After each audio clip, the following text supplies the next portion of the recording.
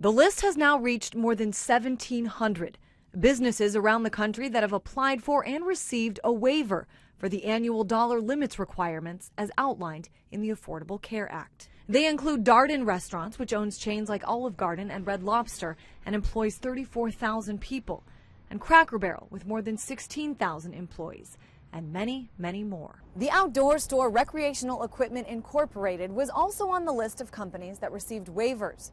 Now, the CEO of REI was also just nominated by President Obama to be a member of his cabinet. And I am extraordinarily proud today to nominate another strong and capable leader to take the reins at Interior, and that is Ms. Sally Jewell. According to REI, the waiver simply allows the company to continue offering a health insurance plan to part-time employees. One of the more common types of businesses that received waivers are unions, smaller branches of the SEIU, the IBEW, Service Employees Benefit Fund.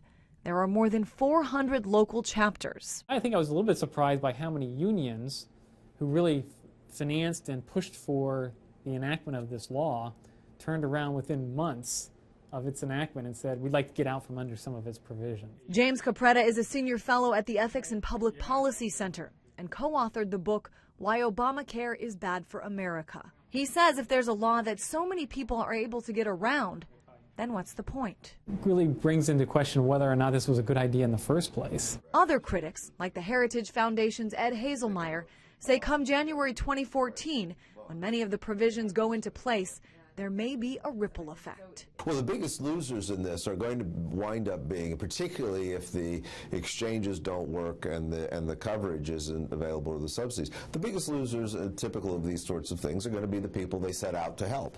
I'm Christine Frizzell reporting.